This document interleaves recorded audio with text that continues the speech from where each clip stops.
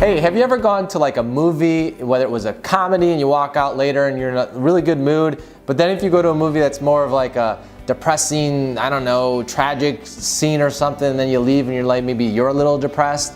Well, there was a research study that proves that our environment can shape our state. What they did is they took 100 people, they had an actor walk up to them, and they said, hey, will you hold this for a second? And they were holding a cup of hot coffee.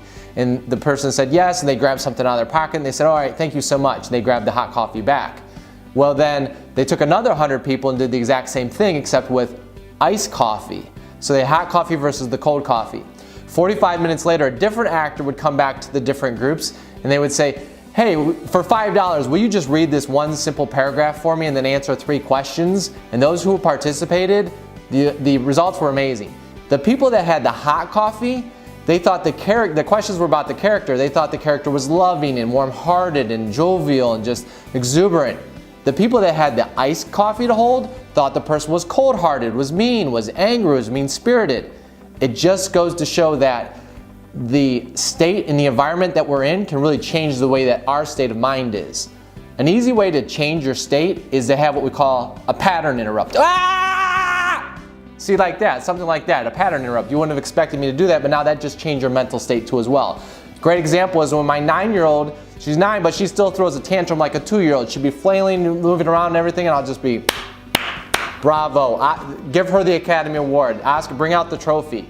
And she's like looking at me like, what, wait a minute, you're supposed to like yell or scream at me or I'm crying here.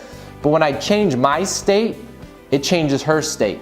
Another example is if I'm taking the kids to the bus stop and if it's cold, we'll wait in the car for the bus to come along, and look, they're tired, they're exhausted, the last thing they want to do is go to school. So I need to change their state. What do? I turn up their favorite song, we turn up the music, we'll have a dance party for a couple minutes, change their emotional state. That way when they get out of the car and get on the bus, they're not so groggy and just, lackluster going into the day. I mean, they're going to school, for crying out loud, right? How exciting is that? So if you could change your state, pattern interrupt, or think of something else along the way that will change your mind. Look, if you're angry, depressed, or sad, an easy way to change that state is to be grateful. There are 2 opposing feelings and emotions. And it could be anything, something small. You're alive. It could be the food that you have. It could be the shelter you have. It could be people in your life, the job you have, whatever it may be. That'll easily change your state out of there too as well. Try those, let me know what you think. Go change somebody's state, maybe yourself or somebody else. Do a pattern interrupt. Let me know how that works for you.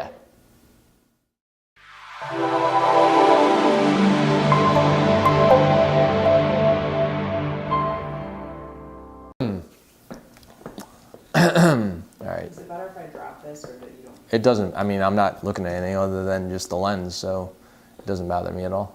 Whatever works for you. It's good. Okay, cool.